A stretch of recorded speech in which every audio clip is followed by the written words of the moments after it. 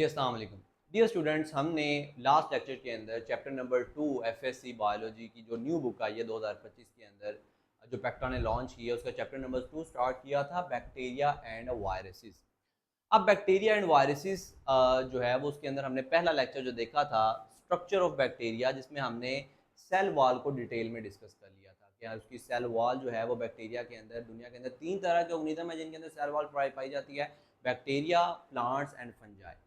Bacteria के अंदर जो सेल वॉल प्रेजेंट होती है वो मोस्टली पेप्टिडोग्लाइकन या म्यूरिन से मिलकर बनी होती है। फिर हमने ग्राम पॉजिटिव बैक्टीरिया भी देखे, हमने ग्राम नेगेटिव बैक्टीरिया को भी डिटेल में देखा। अब हम द सेकंड स्ट्रक्चर करने जा रहे हैं, that is the cell membrane. कि बैक्टीरिया की सेल मेम्ब्रेन जो है वो किस तरह की होती है, उसकी जो है वो क्या करेक्टरिस्टिक्स हैं, उसके बारे में देखते हैं। सबसे पहले सेल मेम्ब्रेन की लोकेशन, जिस तरह से आपको ये डायग्राम में नजर आ रहा है, सेल वॉल आउटर साइड पे मौजूद है, सेल वॉल के इनसाइड प्लाज्मा मेम्ब्रेन मौजूद है।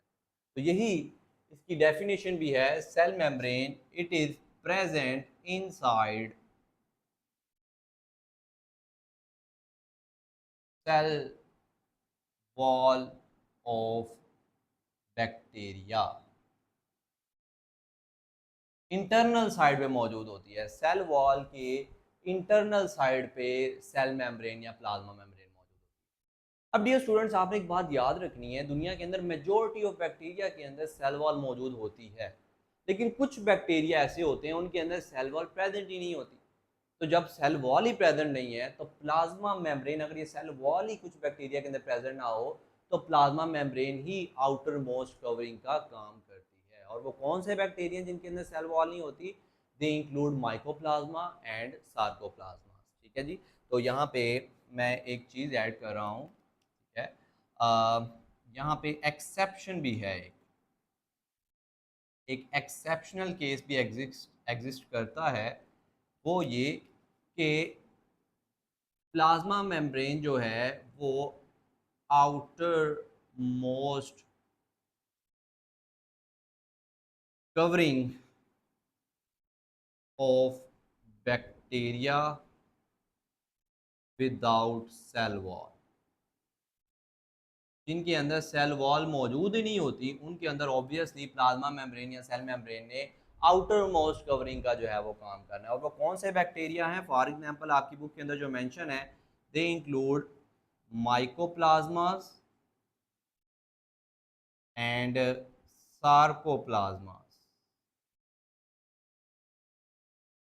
माइकोप्लाज्मा और सार्कोप्लाज्मा ऐसे बैक्टीरिया जिनके अंदर सेल वॉल प्रेजेंट ही नहीं होती। तो फिर इस केस में हम ये नहीं कहेंगे कि इनकी cell membrane inside cell wall present होती, क्योंकि सेल वॉल तो प्रेजेंट ही नहीं है। तो इस केस में क्या होगा कि अगर सेल वॉल ही प्रेजेंट नहीं है माइकोप्लाज्मा और सार्कोप्लाज्मा के अंदर, तो आउटर मोस्ट कवरिंग का रोल प्ले करेगी सेल मेम्ब्रेन। उसके बाद डियर स्टूडेंट्स, अब हमने ये तो बात कर ली कि सेल मेम्ब्रेन जो है वो बैक्टीरिया की इनसाइड सेल वॉल प्रेजेंट होती है, और वो बैक्टीरिया जिनके अंदर सेल वॉल प्रेजेंट ही नहीं है तो उसमें आउटर मोस्ट कवरिंग का काम कर रही होती है। अब ये जो सेल मेम्ब्रेन है इसकी कंपोजिशन क्या है, ये किससे मिलके बनी होती है? व्हाट इज द कंपोजिशन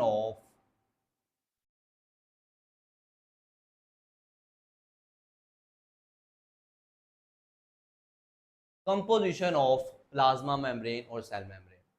ये स्टूडेंट्स, जिस तरह से इस दुनिया के ऊपर जितने भी ऑर्गेनिज्म हैं उनकी सेल मेम्ब्रेन या प्लाज्मा मेम्ब्रेन दो मेजर चीज़ों से मिलकर बनी होती है, that is lipids and proteins. Lipid bilayer होती है और उसके अंदर प्रोटीन जो है वो एम्बेडेड होते हैं। आपने मैट्रिक की बुक के अंदर भी फ्लूइड मोज़ेक मॉडल पढ़ा होगा प्लाज्मा मेम्ब्रेन का, चैप्टर नंबर 4 के अंदर, ठीक है। फ्लूइड मोज़ेक मॉडल, जिसके अकॉर्डिंग जो है वो लिपिड बायलेयर होती है और उसके अंदर प्रोटीन एम्बेडेड होते हैं। अब हमने वहाँ पे आपने एक और चीज़ जो है वो डिस्कस की थी कि जितने भी दुनिया के ऊपर ऑर्गेनिज्म हैं उनकी सेल मेम्ब्रेन के अंदर कोलेस्ट्रॉल भी मौजूद होता है। Cholesterol is present for stability. लेकिन बैक्टीरिया के केस में ऐसा नहीं होता। बैक्टीरिया के जो सेल मेम्ब्रेन या प्लाज्मा मेम्ब्रेन है उसके अंदर प्रोटीन भी प्रेजेंट होता है,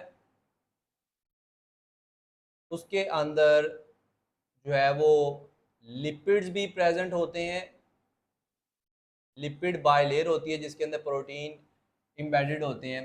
लेकिन इस केस में कोलेस्ट्रॉल प्रेजेंट नहीं होता। बैक्टीरिया की सेल मेम्ब्रेन के अंदर कोलेस्ट्रॉल्स प्रेजेंट नहीं होते। कोलेस्ट्रोल्स आर एब्सेंट। कोलेस्ट्रोल या जिसको आप ओवरऑल स्टीरोल्स कहते हैं,